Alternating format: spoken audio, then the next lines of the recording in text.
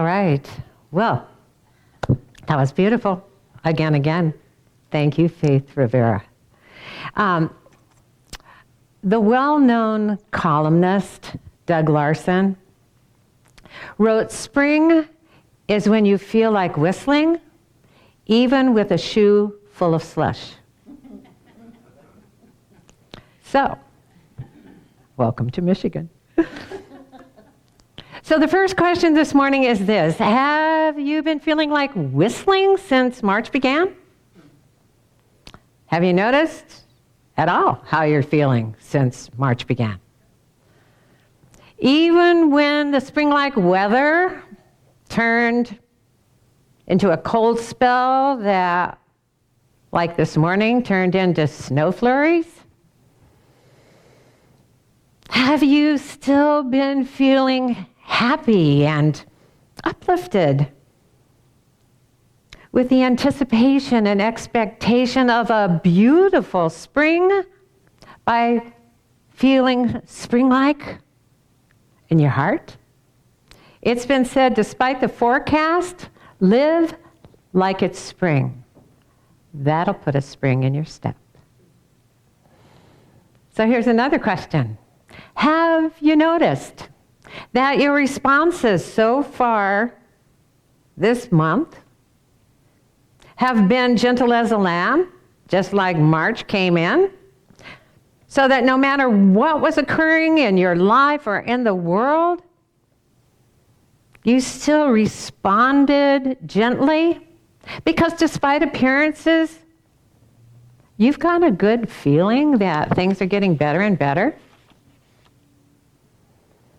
Or have you been roaring like a lion at the happenings in your own life and reacting beastly to the unwanted occurrences and conditions in the world?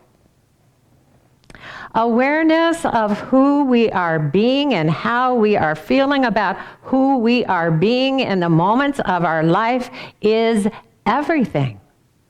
Thich Nhat Hanh wrote, "Some people live as though they are already dead." There are people moving around us who are consumed by their past, terrified of their future, and stuck in their anger and jealousy. They are not alive. They are just walking corpses. Thich Nhat Hanh. We're created to fully express life while we're living it. To be present in the moments of our life as joy and love and peace and happiness and curiosity and calmness. If we're not expressing the nature of life as we're living it, we couldn't truly say that we're alive as life at all. When we're not conscious of how we're feeling about our life as we're living it,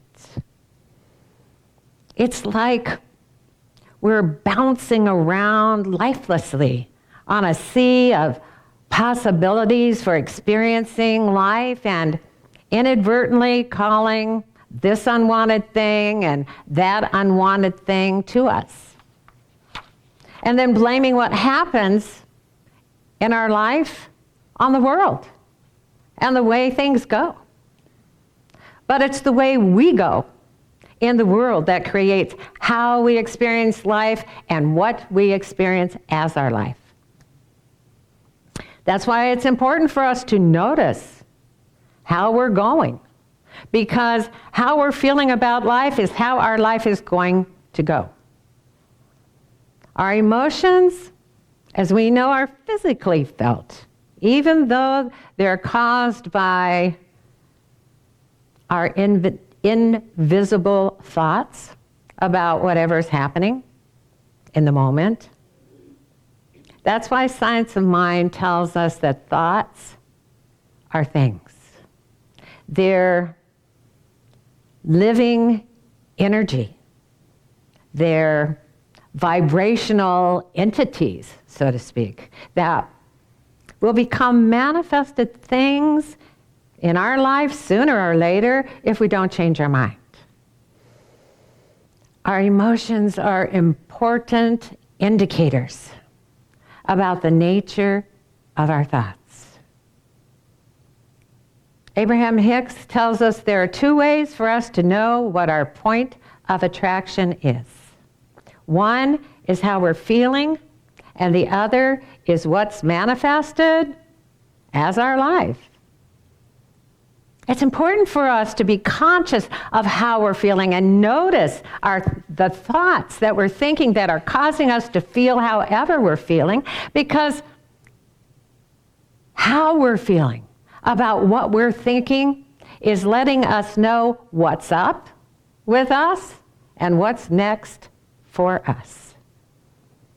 If we're not aware of the experiences that we are calling to us in each moment with our thoughts, all we need to do is take a look at our life. Now,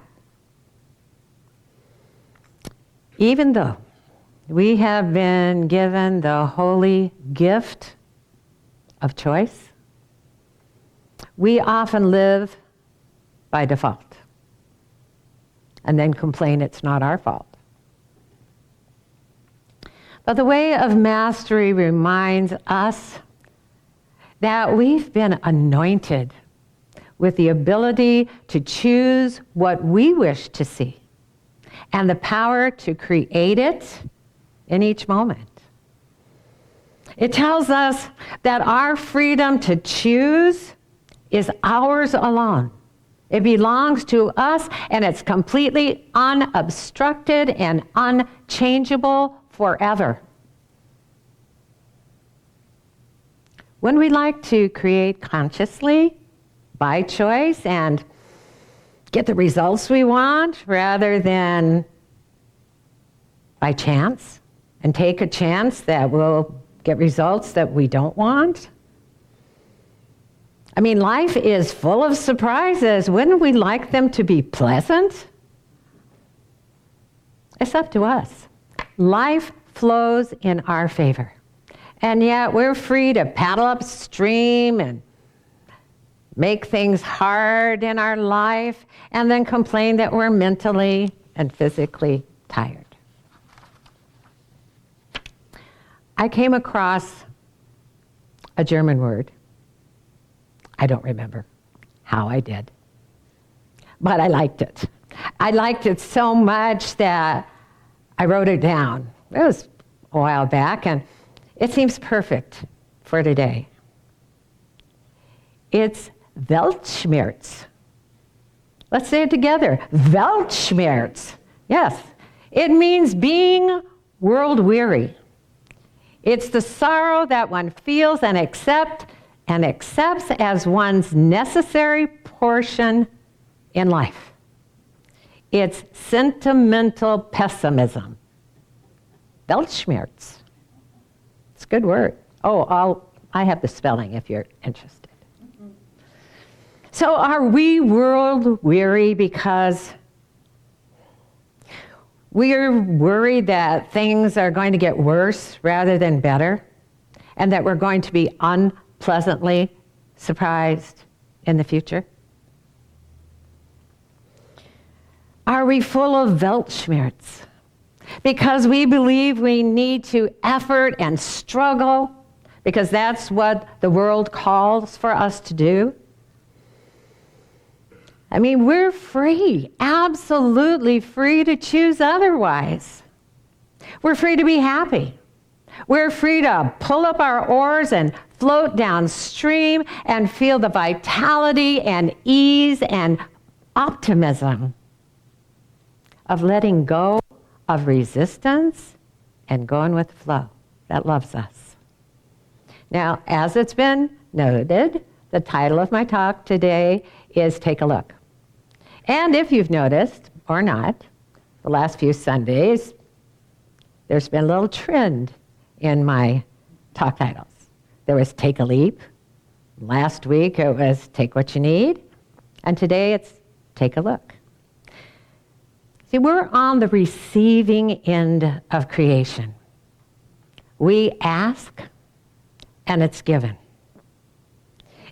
if we don't allow ourselves to receive what we've asked for,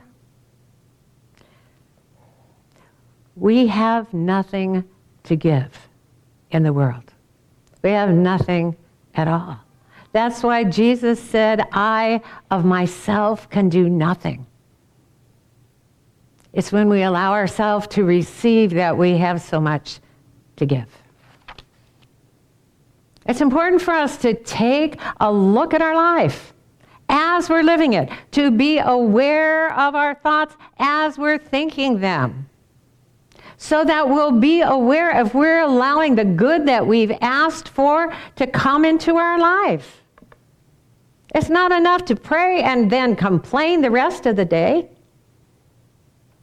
Abraham Hicks tells us, connect the dots between the world we see around us and how we're feeling about ourselves in it.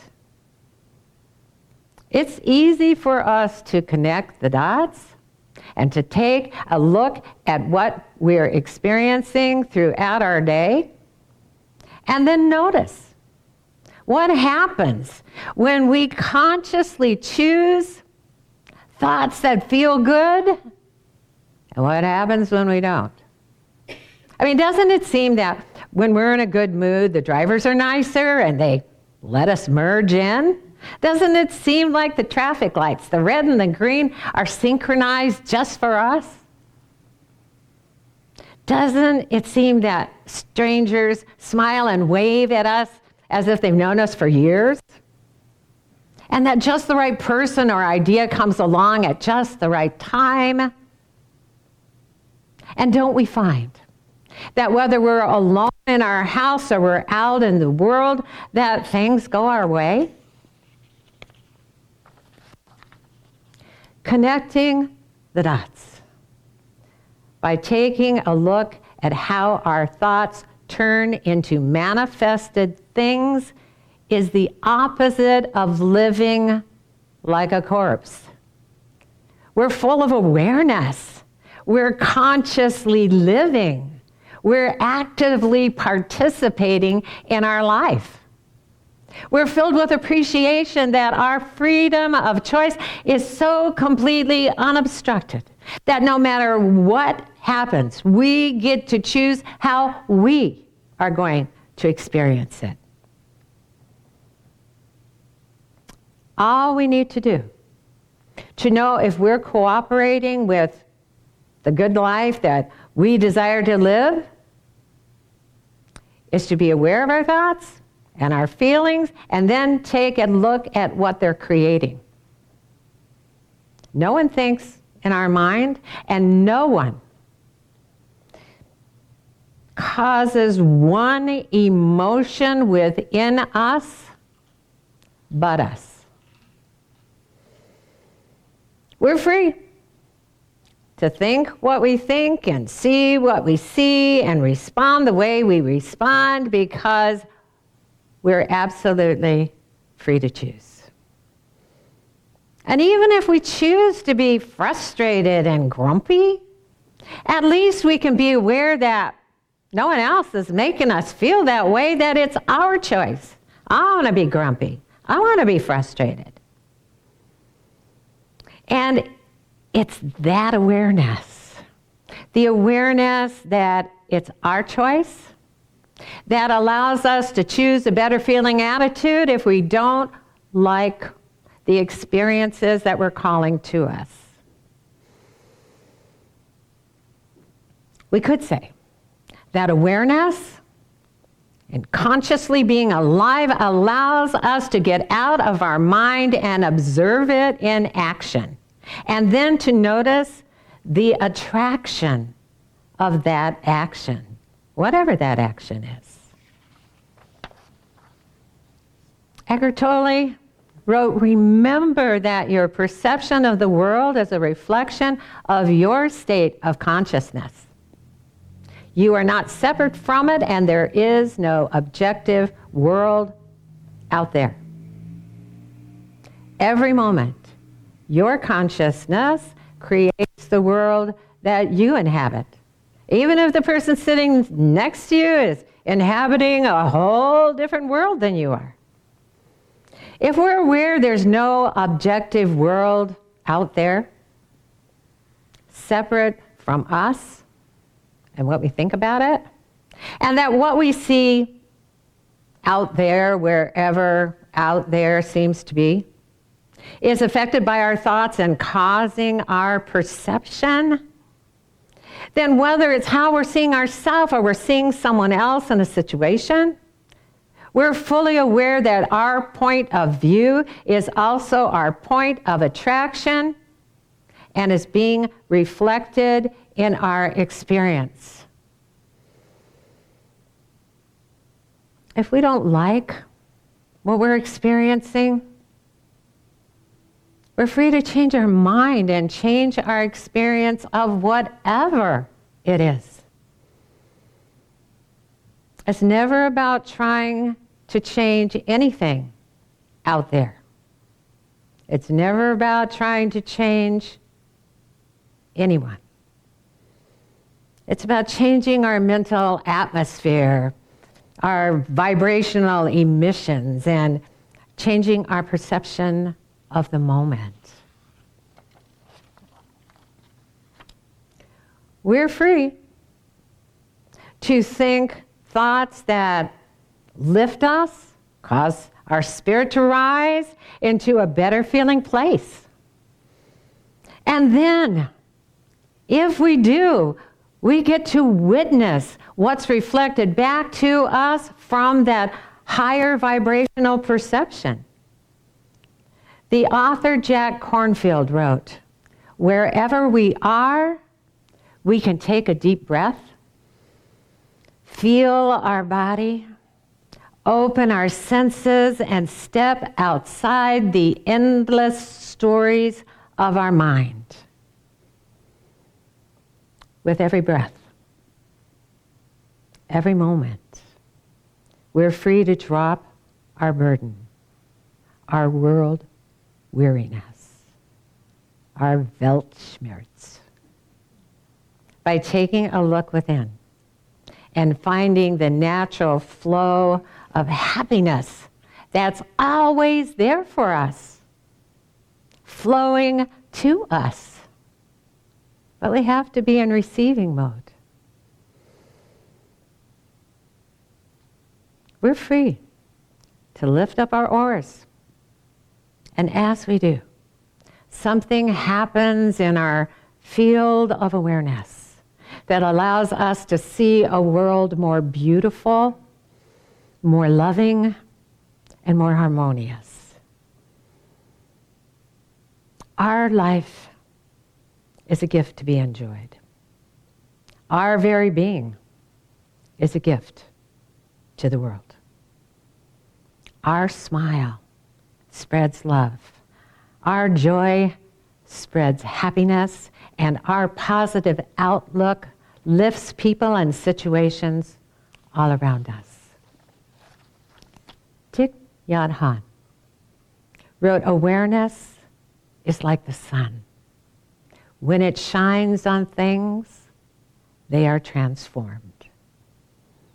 We are part of the living universe of love. Our purpose is to be fully aware and fully alive right here and right now within it.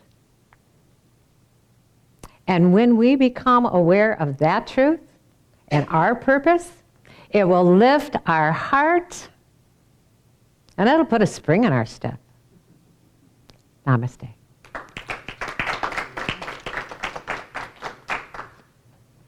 All right. Well, y'all put a spring in my step. I love you all. I love that you're here. I love that you show up. I love the twinkle in your eyes. I feel the vibration of your love. I am so grateful to be me, standing up here. I'm so grateful for everyone who watches, who takes time out on Sunday morning and watches us live stream. And I'm so grateful that you find us during the week when you have the time to really sit and be with us.